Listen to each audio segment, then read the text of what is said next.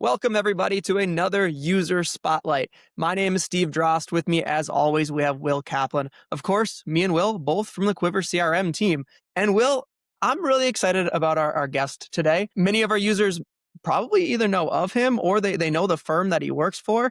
I mean, I know myself when I launched my firm a few years ago, this firm was one that I looked at as an organization that I copied, right? He had great processes, great content out there. So I would definitely put this firm on my list of mentors. So it's really cool today to get to dive deep with Josh Rendler from Defined Financial to hear how he is using. Awesome intro, Steve. Yeah, I'm excited to be here. I guess similarly, and I shared this with you when I first reached out about our initial migration to Quivr, but I had been on your throwback email list. I don't know how long you were doing that, but every Saturday I would get this operations email until eventually I realized, hey, I should probably do better things with my Saturday than reading this operations email. But yeah, excited to be here, and I think we'll have a great conversation today. Uh, Well, Josh, if you wouldn't mind starting, kind of give the high level overview of your background, how you got to Define, and maybe a little bit of information on your current role at the firm. I started in the industry kind of not knowing much, as most people kind of start that way. It's hard to know exactly how you want to get into this unless you have a direct mentor, which I did not have at the time. And so coming out of college, I thought the biggest, baddest name was Merrill Lynch. Took me like 2 hours of my first day there to say, hey, I don't want to be anything like these guys. So I transitioned to the independent space as quickly as I could. I had a relationship with Taylor Schulte, is the founder of our firm, and we very loosely kept in touch over the course of 5, 6, 7 years until finally one day I came by in a suit and a resume, and the timing just worked out really well. And 2 weeks later, I was in the team or in that same office on the team. So been with Define for 2.5, almost 3 years. My role here is just financial planner. I'm a part owner of the firm. Yeah, that's how we got here, and Define's been a good fit, I think, for both ends, and we get to do kind of the work that we want to do, caring about clients. I think Taylor was early to some of the fiduciary in your face marketing, and so we kind of stand by that stuff pretty solidly. And it's been a wildly different experience from Merrill Lynch, but it's really nice to have that experience in the different kind of industries so that you know what you want, because otherwise you kind of in the back of your mind never really know what it's like there. You need to know what you don't want sometimes to know what you do want. No, I love it. So I think it's pretty well known. You guys have a really well defined prospect process, client service calendar. I mean, Taylor's and yourself, right? You guys aren't shy. The abundance mentality is strong within your firm, which I know thousands of people that have benefited from. But I would love to hear how Quivr has helped you maybe update or improve specifically that prospect process and what you guys have been able to do with it. Quiver really opened the door to automating as much of the process as possible. We were using Redtail before. Redtail is not the best out there, but I do think Redtail dumbs things down enough to where the average advisor or the average small team can say, hey, we don't have to spend too much time learning the system. We can hop in here and it checks off those compliance boxes, which I think is kind of most important to some advisors and some teams out there. We were hitting a hurdle where it just felt like our CRM wasn't doing enough for us. So we go through this whole Quiver transition process. The first thing we do is get our prospect automations really well dialed in. So fast forward to now, I'm leading our retirement strategy session, which is basically our entire prospect process in 1 or 2 meetings, give or take. And what happens is someone schedules a call from our website. On that website, they have to go through a type form, some initial qualifiers, nothing crazy. And then at the end, they schedule a call. What happens with that type form and scheduled call information is, one, a household is created in Quiver. Two, a contact is created in Quiver so that the email and phone number can be in there. Three, all that information that they shared via type form shows up nicely in the prospect household source section. So now our office manager, they have just taken all that work they used to do and they're completely doing none of it. What used to take, I imagine, 15 minutes, 30 minutes of time per new potential client, it's now completely automated. The next step there, even further, is we do use the meeting module. That's a big part of our Quiver process here. That new meeting is created in the meeting module. It's correctly titled, the dates attached there. What that does is it allows our integration with Vega Minds, or if anyone's using a different AI system, a one-click way to just throw notes in there. And so our prospect process, as far as backend stuff, is just so much easier because of that. I can hop into a prospect meeting probably 60 seconds before, quickly read through the information. Okay, I'm good to go. Let's jump into this. And then on the back end, it's just as easy. I love that.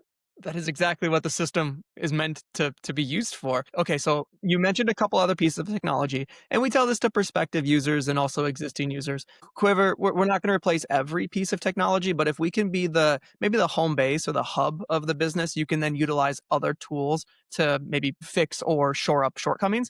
So you mentioned Typeform. I am familiar with Typeform. That's a simple questionnaire, survey based tool, correct? Okay, and you have your, your 10, 15, 5, I'm not sure, however many questions that you want to have the prospective client tell you, correct? That's correct. And then all of that information upon them hitting schedule for that meeting is just getting flown right into Quiver automatically.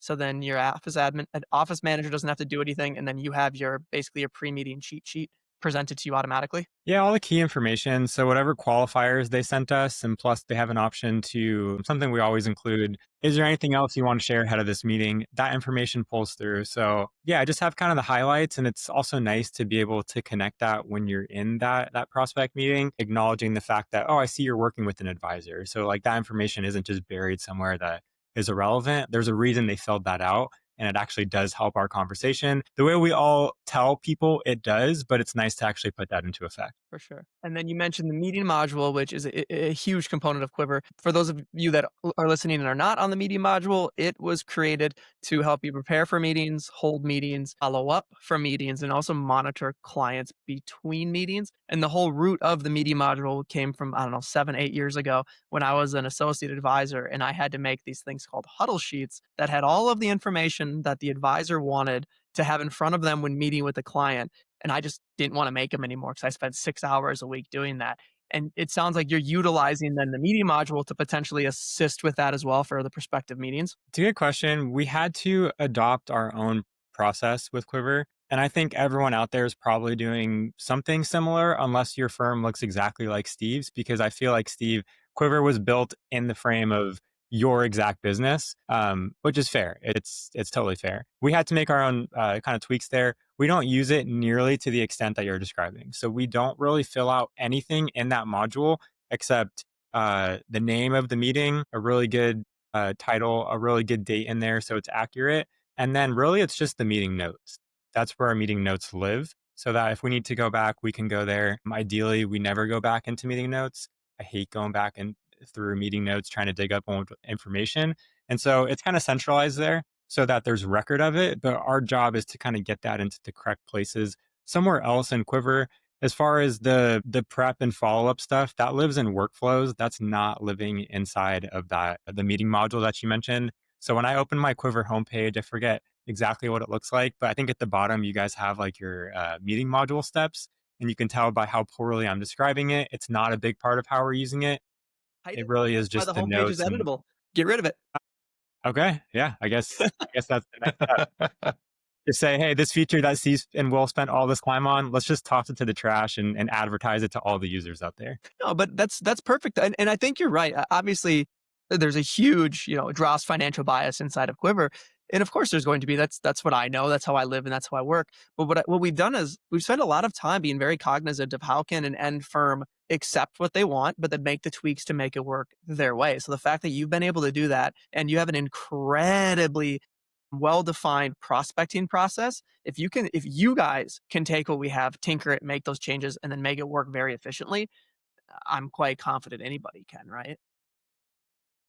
I love it. Will, do you have anything to add? I've been talking the Yeah, whole time. Josh, like the part that I'm curious because this is a question that we get a lot is, and I think you summed it up really well. Like Quiver was kind of like it was the crack in the door of I've got this really complex, powerful, totally opaque CRM tool in Salesforce. I know there's gold at the end of this tunnel, but like, how do I get down the tunnel? I think what we see with a lot of our users is, and if you're willing to share this, I think it would be, great for them. How did you start tackling this process of saying like, okay, we've got the foundation now, we need to improve on it, we need to make it our own. And I think to a certain extent, in terms of just setting expectations, it's not something where you like turn Quiver on and you're off and running, right? It takes some time to start to figure out like, oh, here's the tool set. How do I now use it? How do I, take this type form process that we've got for prospecting, and then even start applying it to like actual client service. Like, okay, this prospect is now a client. Could I use some of that same type of functionality that I've learned in going through this prospecting to this other piece of it? And I feel like there is this kind of iterative process with Quivr where you learn a little bit and then you apply it. And then through that, you learn a little bit more and then you apply that. And so, like, if you're willing to share a little bit of like, how did you start going from we just got our very first Quivr license to now where it's like you're definitely on like the top end of the curve, I think, in terms of where most advisors want to be and the types of automations that they're running for their practices. But it is a process, it takes time. Like, can you share a little bit about that, what you've experienced? Absolutely. So we implement Surge here at Define. We try to be very process oriented as much as I'm having my own little second thoughts about whether or not I actually like Surge. It does create a really good opportunity for situations like this. So I don't know what our official migration date was, but typically January, February, that's when we have the most capacity. We've just gone through the beast that is tax planning, proactive tax planning season. We've done all our Roth conversions, donor advised fund contributions. We have a chance to breathe now. It's also when I usually take my vacation is that first, second week of January. But engaging with Quivr, and kind of another thing here is my personality works this way. I will dive deep into a project. And so when we switched to Quivr, I took it upon myself. I was like, hey, you know what? I'm going to do this the right way, which means watching every single one of Steve's modules, even though some of them I probably didn't have to watch. I wanted that really good baseline foundation. And so you have to start there. It's really just not worth taking shortcuts because you're going to come back and have questions. Once I had that foundation, I was able to take notes along the way because your wheels just start spinning. Hey, here's an idea for how we can implement it into our firm. It does require someone to be pretty familiar with processes and maybe even like it as much as I do. I tend to kind of like the logistics of things that happen within a firm. But yeah, it was a no-brainer in kind of figuring out how to connect those pieces. What I think about Quivr from a macro level view is us as advisors, we don't love CRMs, which is why we gravitate towards Redtail. I don't really know a whole lot about Wealthbox, but I assume it's like a slightly souped up version of Redtail, like a little bit better, more AI integrations, but still not this beast that is Salesforce. Without Quivr, I think a lot of advisors, and especially ones that are relatively small firms like ours, would never even think twice about Salesforce because it's just too much of a beast that we feel like we don't need. Quivr creates this nice gateway to, hey, I can kind of get my feet wet and get into Salesforce because there's this really nice templated system where if I don't want to spend more time, I don't have to. I can just use what Steve's built. And more or less, it gets everything that we've accomplished with our previous CRM without us having to make any tweaks. Now, again, coming back to the fact that I kind of bury my head into these things, that's exactly what I did. And so I started making these tweaks like that prospecting process. There's a client service and prep process that I've also built in. But creating those integrations was really the key to making this worth it. I guess the last piece I'll say there is we are always hesitant to take that next step in what kind of tech we're going to adopt. Every piece of technology, especially now, sounds extremely attractive and like it's going to save you a lot of time. But I do believe strongly in the fact that if you end up spending all this time having to learn the technology, where does that time balance actually equal out? And so I was the one who said, guys, Quivr's the move. We have to do Quivr. I know it's going to be a big task. I know everyone here doesn't want to adopt a task like that, but we got to do it.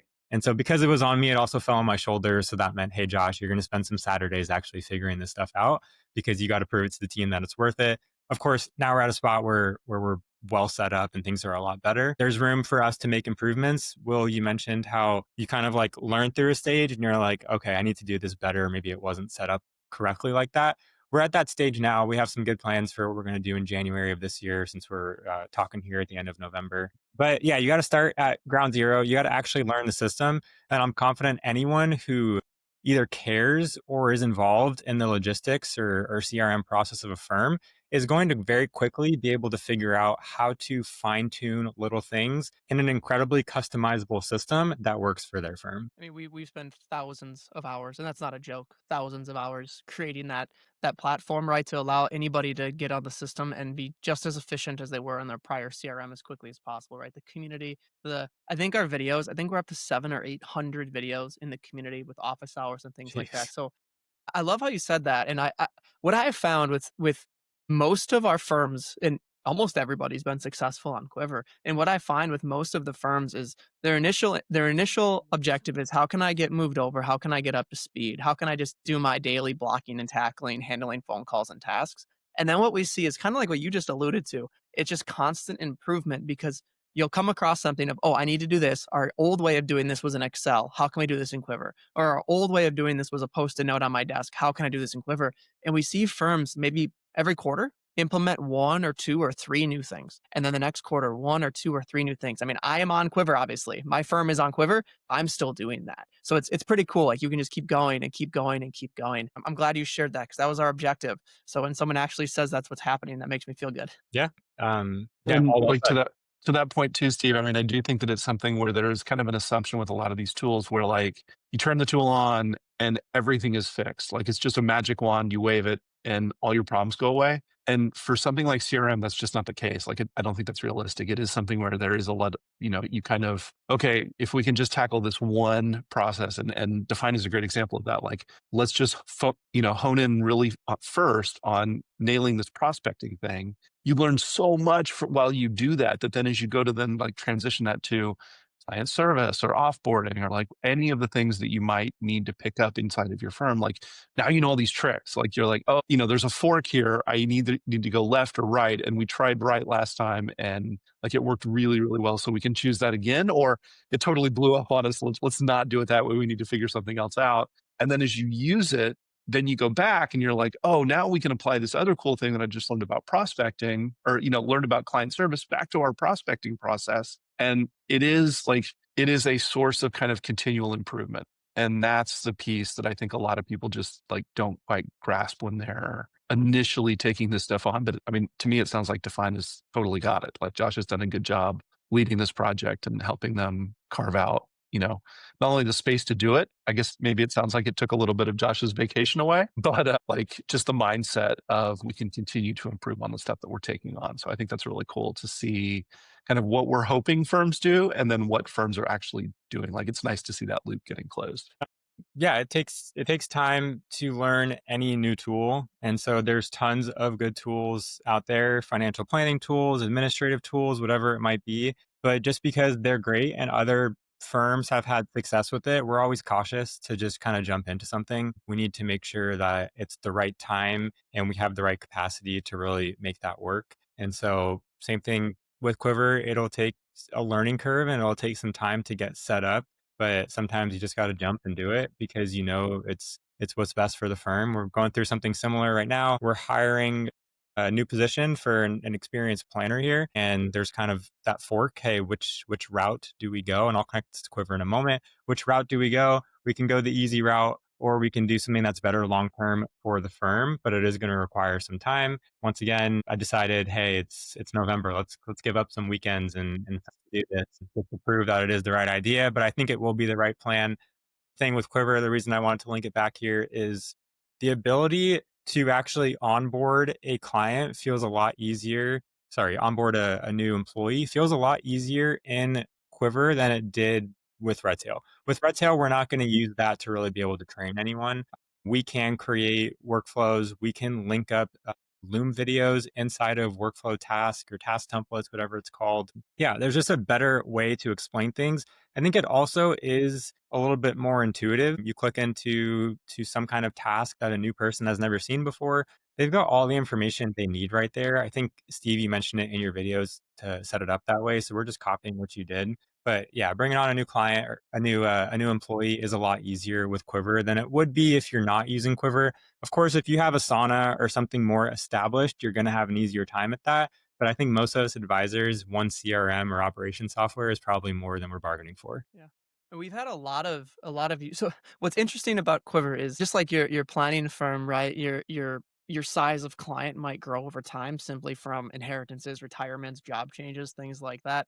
And in Quiver, it's kind of happening as well because most of our firms are trying to grow. So what we've had happen, especially over the last 12 to 18 months, is we've had firms come to us and say, "Hey, I'm onboarding an advisor, I'm onboarding a new CSA, I'm onboarding a new person. How can Quiver help me with that?" And I don't know if you've seen the content in the community on this though, but we actually have master classes in the community now showing you how we recommend you build these workflows to document what you want that person to learn. So we actually have firms now, maybe a little bigger than yours, who are hiring every few months instead of maybe once a year, if that's your guys' hiring cadence, who have created these training workflows in the system. So when they have a new person get onboarded, a new employee, they just push a button and various workflows get assigned to them. And it actually teaches them, like, this is how you use Quivr. This is how we want you to handle this. This is the office dress code. We need you to fill out this W9 that's attached and get it back to us. Here's our compliance manual. Print this, sign this, and give it to our CCO.